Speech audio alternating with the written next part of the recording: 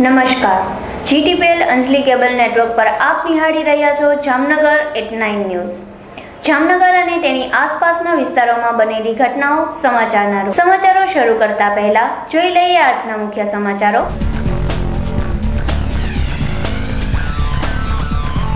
જામનગર પંથકના ખીમરાણા ગામે ચિકનગુનિયાના રોગચાળાથી ગ્રામજનોમાં ફફડાટ।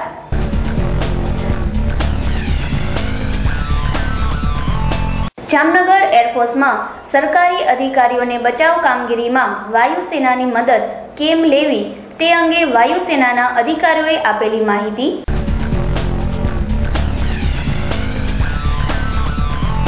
પરશુરામ જયંતિ નિમિત્તે શહેરમાં બ્રહ્મ સમાજ દ્વારા યોજાઈ ભવ્ય શોભાયાત્રા।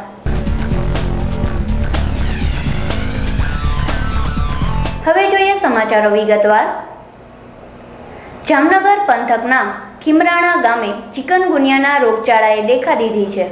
અનેક ઘરોમાં લોકો માંદગીના બીછાને પડ્યા બાદ તંત્ર લોકોની સારવાર માટે દોડી ગયું છે અને જાત તપાસ શરૂ કરી છે।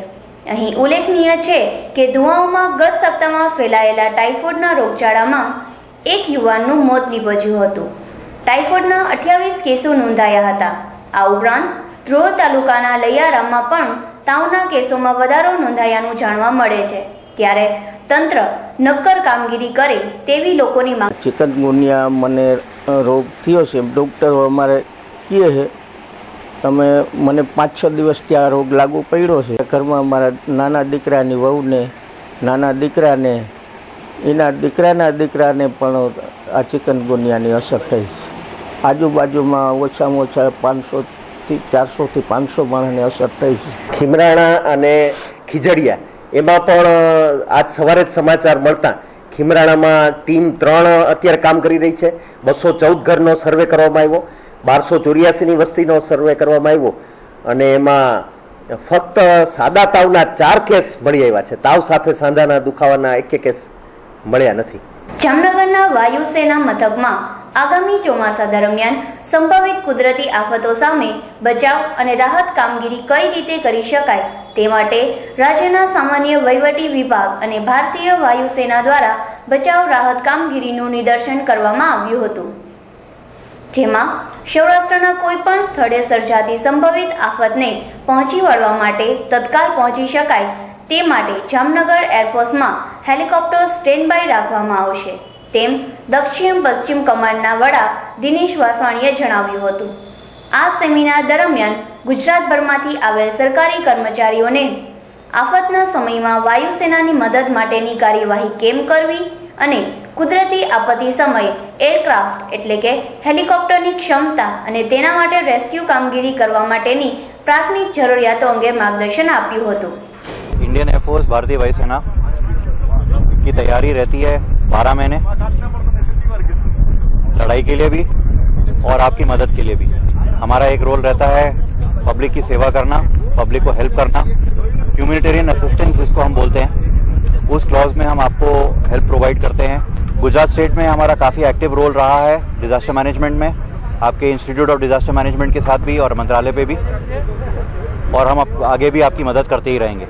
एक एनुअल ट्रेनिंग अवेयरनेस कैंप रखते हैं जिससे कि हम हर डिस्ट्रिक्ट से, हर तालुका से, जहां पर एक्चुअली डिजास्टर में एग्जीक्यूटिव लेवल पे आपके ऑफिसर्स हैं, उनको गाइडेंस रहे प्रोसीजर्स की और इंटरेक्शन रहे हमारे साथ कि हम कितना जल्दी से जल्दी एक दूसरे को हेल्प बताएं और आपको हेल्प कर पाएं। પરશુરામ જયંતિ નિમિત્તે સૌરાષ્ટ્ર કચ્છ સમસ્ત બ્રહ્મ સમાજ અને બ્રહ્મ સમાજની ભગીની સંસ્થાઓ દ્વારા પરશુરામ જયંતિ નિમિત્તે ભવ્ય શોભાયાત્રા કાઢવામાં આવી હતી। આ શોભાયાત્રા બાલા હનુમાન ખાતેથી રાજ્યમંત્રી પ્રોફેસર વસુબેન ત્રિવેદી સહિતના મહાનુભાવોએ પ્રસ્થાન કરાવ્યું હતું, જે શહેરના મુખ્ય માર્ગો ઉપરથી પસાર થઈ હતી।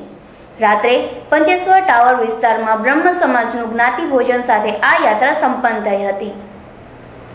શોભાયાત્રામાં ભૂદેવોએ જય જય પરશુરામના નારાઓ લગાવી વાતાવરણ ભક્તિમય બનાવ્યું હતું। પરશુરામ જયંતિની ઉજવણી થઈ રહી છે।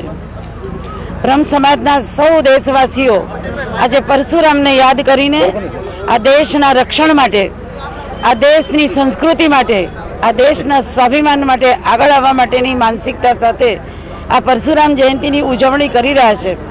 ત્યારે જામનગર શહેરના અમારા બ્રહ્મ સમાજના અગ્રણી આદરણીય ભાઈ શ્રી નારાયણભાઈ અને એમની આખી ટીમ, ભાઈ નયનભાઈ ત્રિવેદીજી અને સમસ્ત બ્રહ્મ સમાજના મારા બહેનો પ્રીતિબેન વગેરે આજે અહીંયા પણ બ્રહ્મ સમાજની મોટી યાત્રાનું આયોજન કર્યું છે. સમગ્ર હિન્દુ જગતના સૌ લોકોને હું પરશુરામની જયંતિ નિમિત્તે શુભેચ્છા પાઠવું છું, અભિનંદન આપું છું અને એક બહેન તરીકે લાગણી વ્યક્ત કરું છું કે આ દેશની સુરક્ષા માટે, રાષ્ટ્રની સમસ્યાઓના ઉકેલ માટે બ્રહ્મ સમાજ જ્યારે આવી યાત્રા કરીને માર્ગ ચીંધવાનું કામ કરે ત્યારે ચાલો આપણે સૌ સાથે મળીને આ યાત્રાને વધાવીએ. જામનગર 89 ન્યૂઝમાં હવે લઈશું એક નાનકડો વિરામ.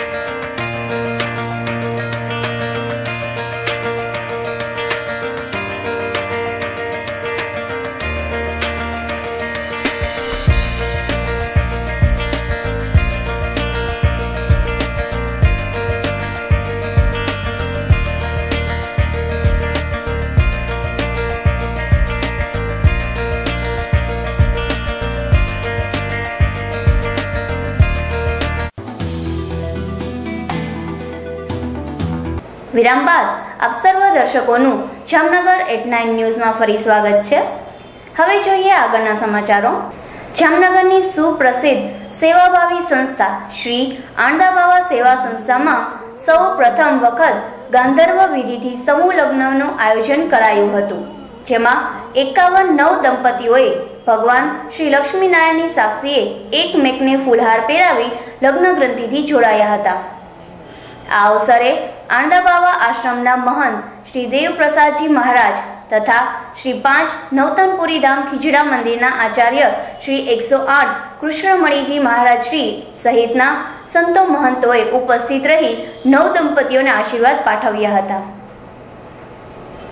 જામનગરના માર્કેટ યાર્ડમાં ઉનાળુ જણસીઓની આવકની શરૂઆત થઈ છે, પરંતુ અજમો સહિતની જણસીઓની આવકમાં ઘટાડો થયો છે.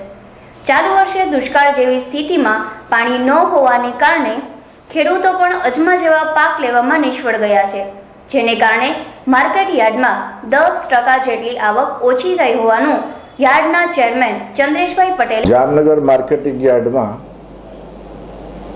હિન્દુસ્તાનમાં સૌથી વધુ અજમા વહેંચાણ અર્થે આવે છે અને તેની પાછળના કારણો એ છે કે અજમાનું વાવેતર વર્ષોથી જામનગર જિલ્લાની ધરતીમાં થતું આવ્યું છે.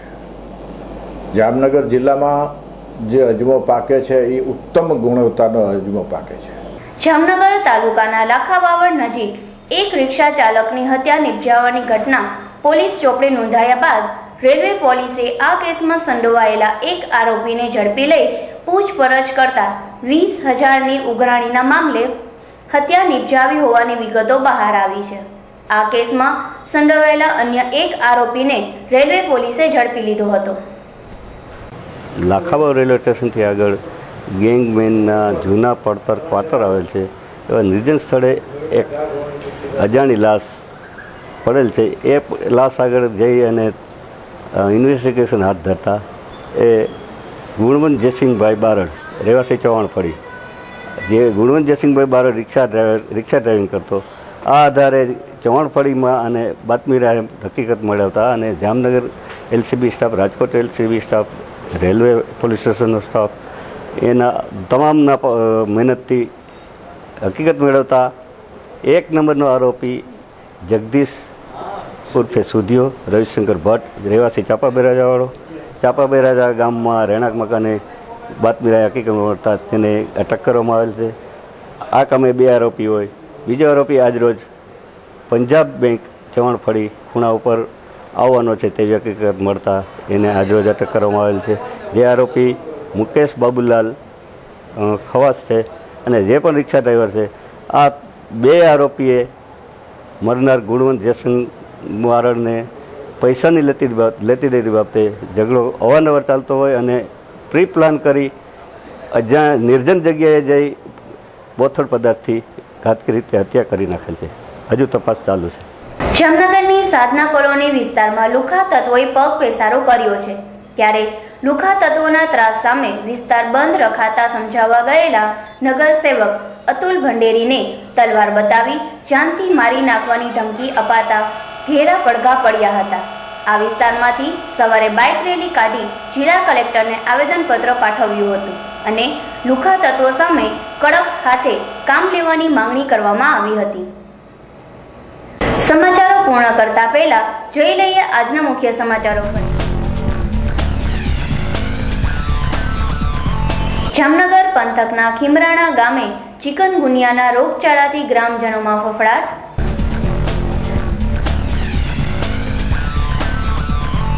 જામનગર એરફોર્સમાં સરકારી અધિકારીઓને બચાવ કામગીરીમાં વાયુસેનાની મદદ કેમ લેવી તે અંગે વાયુસેનાના અધિકારીઓએ આપેલી માહિતી.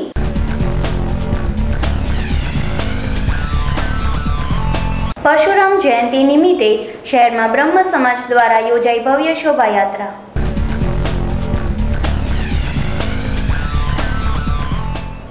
GTPL અંજલી કેબલ નેટવર્ક પર જામનગર એટ 9 સમાચારમાં ફરી મળીશું. ત્યાં સુધી અમારી ટીમને રજા આપશો. ધન્યવાદ.